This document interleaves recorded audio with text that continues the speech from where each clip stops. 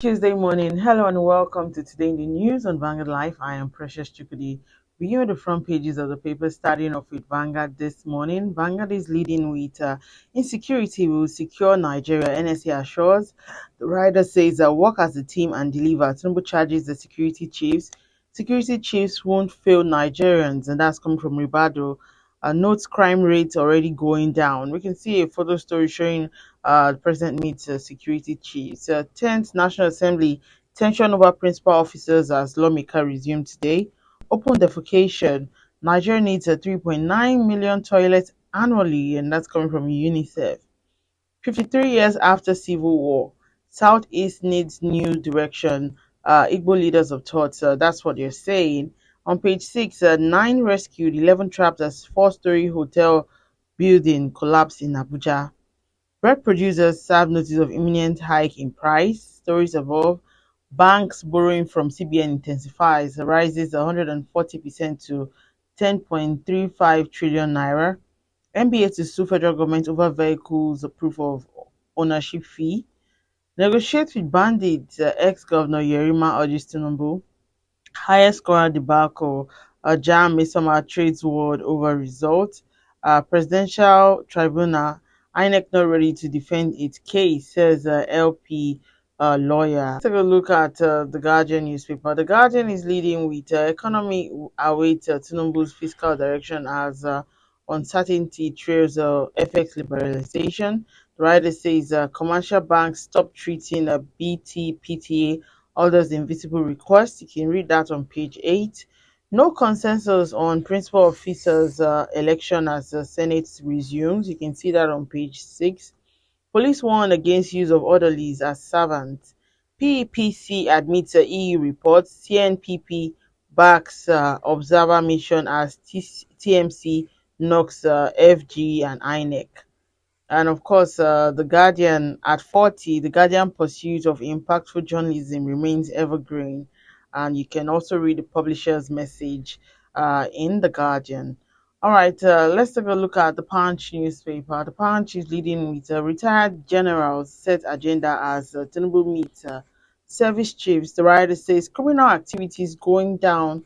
Tinubu picked best hands, and that's coming from Ribadu. Retired generals ask service chiefs to cooperate, warn against interference. We can see a photo story showing the president and service chiefs. UTME top scorers that declares daughter innocent. Innocent demands probe. Single moms. Lagos businessman circulates more nude photos. You can read that on page 4 and 5. Taj Bank profit rise by 300%, pays dividends. Stories above. CBN intervenes as more POS operators implement rate hike. Minority leader PDP writes Akpabio over nomination. And we can see on page 15, lastly on the front page of the Punch newspaper, electric vehicle, NMPCL plans filling station charging ports. And that's all we can take on the front pages of the papers this morning. Join us after the break. We'll be right back.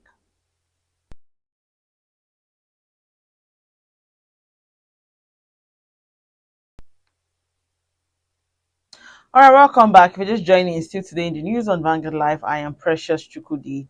And joining me to talk about some of the stories on the front pages of the papers this morning is Mr. Dayo Akintobi, publisher of Ilukpeju Today, Ikeja Today, and Lekki Today. Thank you so much for joining us this morning. Always a pleasure to be here, Precious. Good morning to all our viewers. Yes. All right, so let's delve in. And of course, the president met with the service chiefs yesterday, and they assured him that they would work as a team to deal with the protracted security challenges in the country. And, yesterday, according to reports, we got information that the past service chiefs were not working together. In fact, matter of factly, some of them were even keeping malice with each other. They were not even talking to each other. What are your thoughts on this? Yes, so those reports coming out about the fact that there was no cohesion between the previous service chiefs, that definitely must have had an impact on the quality of the anti-terrorism fight, because there's synergies between the various arms of the military. For example, if the Navy or let's even say the Air Force is going to go on a bombing mission, the Army should have gone first ahead to prepare the ground and to make sure there's no collateral damage, no innocent people that are going to be bombed. So usually they have to work together. Likewise, sometimes when the Army is going to go in somewhere, the Air Force would have gone in and done some light bombing to soften the area, or maybe even surveillance. Just go and fly over the place and send information to the army down at the bottom to say, okay, this area is clear, this area they are hiding there, this area is fortified, and so on. So there's sharing of information and there's collaboration in the fight against any kind of insurgency, any kind of combat. There has to be cohesion between the various arms of the military. To now hear that the previous service chiefs were actually not just competing with each other, but contending and in opposition. And the term you used was that they were bearing malice. And that, of course, must have had a negative impact on the fight against terrorism. So the president yesterday, when he met with the service chiefs and with the NSA, Nuhu Ribadu, what he preached was collaboration, cooperation, working together hand in hand. And people are giving a lot more possibility to that happening with these service chiefs because they were all classmates for class 39. So they've come a long way together. In fact, two of them, I think the chief of army staff and perhaps the chief of naval staff, were actually all the way from primary school together. There's photos in social media showing them at age 10 or so together as classmates. So these new cadre of officers, right, came up through the ranks together, even though in different wings of the military. But there is a harmony between them that will enable, there's a camaraderie, a friendship, a closeness that spans several decades back that gives good prospect for them to be able to collaborate together and achieve the kind of fusion that is necessary for an efficient and seamless war on terror. All right. What new developments as regards insecurity would you like to see the new service chiefs, adopt? Well, the NSA said something yesterday. He said that incidences of violence are actually down already, but he tried to make it. I mean, the way he said it, one would think that it's in the last 1 month that the new administration has come in, that all of a sudden incidences of terrorism are down. I don't agree with that because even yesterday was they haven't even really occupied their desks. They haven't really started to work yet. So if we are seeing any gains on the war on terror, it's probably an outgrowth of the efforts of the outgone service chiefs. But to answer your question broadly, I don't think it's a money issue because former President Buhari actually threw a lot of money at the military. You know about the Super Tucano jets. They bought a lot of attack helicopters. They bought tanks. They bought armored personnel carriers. They bought weaponry. So money was spent on the military. In fact, I read somewhere that since 1999, President Buhari is the one who has equipped the military the most. So I wouldn't say necessarily it's a money issue now. I think it's just probably allocating the resources in the right direction. Perhaps spending a lot more attention, focusing a lot more attention on intelligence, on technology deployment, things like drones, cultivating an intelligence network, because basically these terrorists, they're not spirits, they're human beings. They live among us. They live in the villages, they live in the cities, they live in the towns, and they have to survive. They have to buy food, they have to buy recharge cards, they have to buy petrol. So there's no way that they're living and interacting among us, and some of our people are not aware. So I think more attention should be focused by these new service chiefs on developing networks of informants, networks of intelligence, networks of information flow, so that we are being proactive and not reactive. Let's not wait until the terrorists have attacked before we begin to try either to counterattack or to interdict them. Let us be proactive to where before they can do anything at all, we already know, because our information networks are viral and they're very strong. So if we already know, we can already cut them off at the pass before they actually do anything harmful to anybody. So that's what I would like to see, is more not so much kinetic efforts. By kinetic, I mean movement, throwing, weaponry and stuff. I'd like to see more of soft weaponry, which is intelligence, which is information and things like that. All right. Former governor of Zamfara State, Ahmed Yerima, has also asked the president to negotiate with bandits, and according to him, saying with a view to grant amnesty to unrepentant ones. How do you react to that? Well, I didn't agree with that necessarily because he used as a template President Yaradua's amnesty for the Niger Delta militants, right? But the Niger Delta militants were not killing people. They were not robbing people. They were fighting for a cause. They were fighting, even if there was an economic incentive, they were fighting a cause. They were fighting for their livelihood, the spoliation of their environment, the exploitation of their resources. So they were fighting for a cause, and they did not out and out go out, set out to kill people. I'm not saying people didn't get killed, but that was collateral damage. These terrorists, on the other hand, intentionally go out with the intent to kill people. Look at how they're sacking villages in Plateau up to today. They go out and they kill people. They go out and they kidnap people for ransom. So these people have an intent, and not just an intent, they've created a lot of loss of life and property. And as a result, they shouldn't be given a pat on the head or a slap on the wrist. No. So I think amnesty is wrong because I think it will send the wrong message that this kind of behavior you can get away with this kind of behavior. I don't think Senator Yerima, I remember Sheikh Gumi too for a long time was talking about this amnesty thing and this. Now, I know that to some extent, dialogue is necessary. I think because of the nature of the war on terror, where you're fighting an unseen enemy and where the rules of engagement are not clearly defined, I know that at some point you need to try and dialogue with these people, find out what it is they actually want, what is their beef, what are the areas of contention. But I don't think the olive branch to offer is to say we forgive all your sins if you will drop your weapons. Even at one point, El Rufai, the former governor of Kaduna State, was trying to pay off bandits in his territory, and the insurgency just got worse to the point that he got to stand up and say, kill all of them, find them and kill them. This is somebody who was earlier saying, let's pay them off to keep them quiet. So it's been tried all around the world, and the evidence indicates that placating or pacifying terrorism merely helps it to grow more. It doesn't reduce it. Even if you offer an olive branch of amnesty, some will drop their weapons, some won't. Some will exploit you, take your money, take your offer, and still go ahead and continue their activities. Some will see it as weakness on the part of government, and it will embolden them to even do more.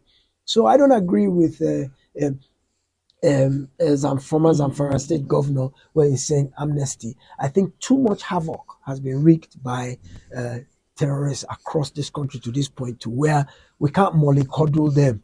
We shouldn't mollycoddle them. What we should do is bring them to book. We should interdict them. We should arrest them. We should prosecute them, and we should penalize them, whether it's the death penalty, whether it's prison sentences, whatever the case may be, whatever the law calls for. I think that's what we should deal with. Yes. According to him, he said that the major causes of banditry is poverty and ignorance. Do you agree with him? The major cause of, there's no society that doesn't have banditry. That doesn't have poverty, and that doesn't have illiteracy and ignorance and all that. But that doesn't give people the moral encouragement to lift up arms against their fellow men. So that's a cop-out. There's no society that's not poor. Even here in Lagos, we have multidimensional poverty of hundreds of thousands of people. But does that encourage them to pick up arms and say, because they are poor and their neighbor is rich, they all of a sudden must go and exploit their neighbor and harm him and maim him? So I think that's a cop-out. I don't think that is a proper basis to say as justification for why people would engage in terrorism. Yes, there are underlying social factors, but what we got to look at is it's not everybody who is poor and who is ignorant that has decided to be a terrorist. So what are the things that separate those who go into that activity, who are poor and ignorant, who go into that activity, and those who are poor and ignorant but who don't go into that activity? What's the difference between those two sets of people? It's not every poor and ignorant person that becomes a terrorist. Mm-hmm. All right, so moving on. The IGBO leaders of thought have said that 53 years after the Civil War, the Southeast needs a new beginning and template to move forward. And one of the things they talked about is the region being at the bottom of the ladder politically. What's your take on how can this new journey begin for the Southeast region? Well, you see, the whole purpose of the Civil War at that time was for the Southeast to create its own independent and separate republic. Their leader then, Odumegwu Ojukwu, wanted Biafra to separate from Nigeria. That was what the whole fight was all about. Here we are 53 years later. There is now continuing agitation for Biafra to separate from Nigeria, which is what IPOB is all about till today. So what it means is that the cause that led the disaffection that led to the Civil War 53 years ago has not gone away, because 53 years later there's still agitation for separation. So what they are saying, the gentleman who put out this statement, is that if we've been doing the same thing for 53 years and nothing has changed, shouldn't we think of a different direction? That our leaders who have been encouraging us to separate, that it might be better for us. In 53 years, we've not made any tangible progress towards that goal. Isn't it time we started thinking differently? So, because he's looking at it and he's saying, okay, for 53 years we've been agitating to separate. In those 53 years, politically, we've not gained anything. They've not had the presidency in the 53 years. I think the closest was vice president under Alex Ekweme in the Shagari regime in 1979. So politically, they've not made much progress. So perhaps what the gentleman who made the statement, I don't know who, I saw the headline, perhaps what they're thinking about is, perhaps if we integrate ourselves, as opposed to trying to separate, if we integrate ourselves and begin to work within the existing political system, maybe we'll gain equity and begin to have the kind of clout that would get us politically relevant, instead of being marginalized to the smaller posts, minority deputy speaker of the House, minority leader of the Senate, and so on. Maybe if we join mainstream politics and begin to forge alliances and forge collaborations and begin to network and work for the larger goal as opposed to our own narrow interests, maybe we'll begin to get the kind of equity that would propel us to positions of political relevance. I think the message is poignant enough to simply say that let's try a different way, because the same way we have followed for the last 5-6 decades hasn't really brought us any advantage, and perhaps we should think differently, and maybe that will work for us. So yeah, it makes sense. All right, moving on. As expected, the removal of fuel subsidy and floating forex has also affected the price of bread, and now we're hearing that there will be an increase. What are your thoughts on that? Everybody eats bread. We were talking about that before the show started. Everybody in Nigeria eats bread. It's our staple. I think only rice is more popular than bread, but I don't know any Nigerian who does not eat bread. So bread can be our barometer for measuring economic well-being, because it's something we all rely on. And anytime the price of bread adjusts, it affects all our pocketbooks, all of us one way or another. And so for bakers to be saying that price of bread is going to go up is just an indicator of the economic turmoil we're currently in. As you said correctly, the double whammy of fuel subsidy removal and unification of the forex rates, parallel and official, that double whammy together. And then you look at other extraneous things that have been happening. There's going to be VAT charged on market women now. There was electricity tariff that was supposed to go up. So all of these things are having impacts, negative impacts on the pocketbook of the common man. So when you begin to see, I mean, last week already, the price of tomatoes had gone up in the market astronomically, but that's still, you can look at it and say, okay, price of tomato might still be considered a luxury. But by the time bread gets affected, bread is the lowest common denominator, lowest common economic denominator among Nigerians of all walks of life, from the poorest of the poor to the richest of the rich. Bread is our common denominator. So by the time price of bread is affected, it gets to tell you that the economy is really in turmoil.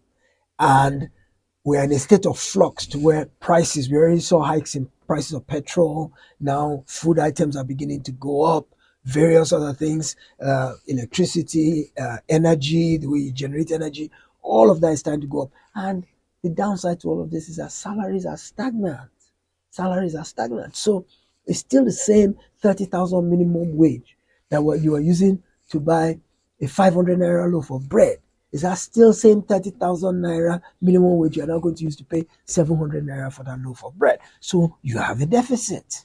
So there has to be some sort of reconciliation between the reality in your pocket and what the market is demanding now. And the only way government can do that, of course, is to adjust wages. And I understand the new president is looking at ways, talking to labor, talking to the civil service to see what they can do in terms of improving wages of workers, providing free transportation to civil servants, and things like that will cushion the effects of this economic turmoil.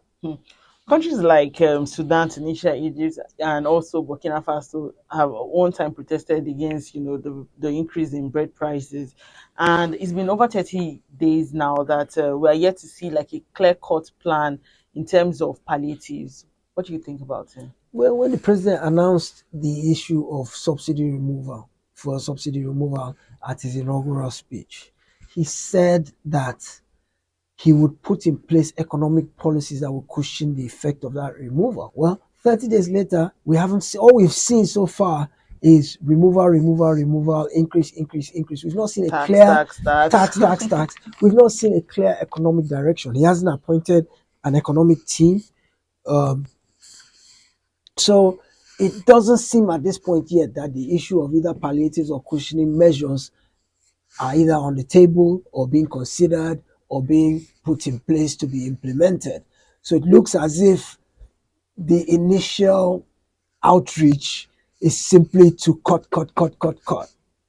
And Nigerians being who we are resilient people. So maybe the government is taking us for granted that we will adjust. And truth be told, look at in the last 30 days since the removal of petrol subsidy, we've adjusted. Those who are trekking are trekking. Those who have left cars at home and are going by public transport. So we've adjusted. It's not comfortable and people are suffering, but life has gone on. Life didn't stop. Do you understand? So maybe government already projected that and said life won't stop, they will adjust. So let us cut first. And then after we've cut, we'll now see how we can begin to make it up to the people. But, without a doubt, we need help. That's the truth. Things are very, very, very tough at the moment. And we already know that a couple of 100 million plus Nigerians are poor, and they are disproportionately affected by some of the cuts that have occurred recently, and they need help, and they need it quickly. All right, so let's move on. Highest choral debacle. That's Jam and this Misoma over this result. What a mess. What's your take on that? Oh, what a mess. The funny thing is, I've listened to both sides of the story, and I still I can't point my finger at what went wrong where. But clearly there is a discrepancy. How did it occur? Did it occur on Jam's side or did it occur on the girl's side? It's not clear. So we have to wait until the results of the investigation come out before we really know. But I listened to the girl's press conference yesterday, and she struck me as, call me naive, call me impressionable. She struck me as honest. I found her believable.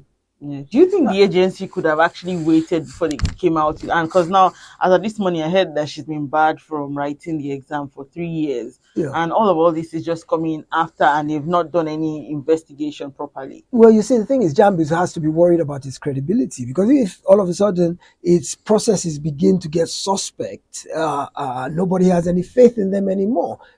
Jam's integrity is key to the admissions process, and if all of a sudden loopholes begin to be found, then it corrupts the entire process of admissions into university. So JAMB had to defend its integrity quickly, especially since what JAMB is claiming is that whatever manipulation occurred did not occur within its own ecosystem, that it has enough security measures in place. And for example, one of the things JAMB is pointing out is that the printout the girls showed, right, that is not even the same template they used for 2023 results. That the background, the logo, the layout of the printout is from a different year, I think 2021. And so that the thing that's starting to come out is that there's a syndicate, there's a racket going on.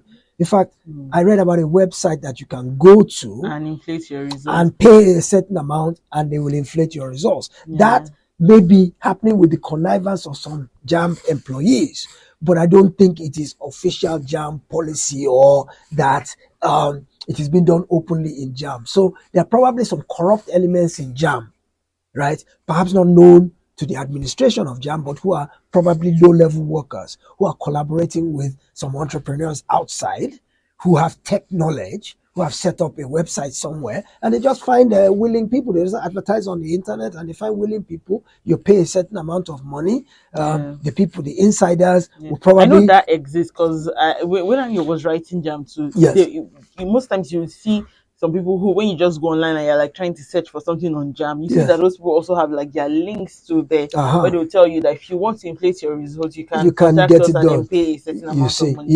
Yes. So I think that maybe was operating in this case. But JAM has to be very conscious of the fact that it doesn't want its reputation tarnished, because if this thing is happening, even with the collaboration of some JAM staff, it's not official JAM process. So they have to defend their own integrity and say, look, we know nothing about this. Our own processes are above board, transparent, and straight to the point, and honest and accurate. So it's really confusing to me, because I didn't get a sense from that girl yesterday that she used any of these services. Exactly. So maybe some wires got crossed somewhere. Maybe somebody paid for this thing and accidentally it happened to be hers that was changed instead of somebody else's. Because I didn't get the sense at all that she's that type of person who even had the kind of knowledge to or intent to go out and intentionally try to get this thing done. So let's wait for the investigation to come out. She may end up innocent in the end, and official JAM too may end up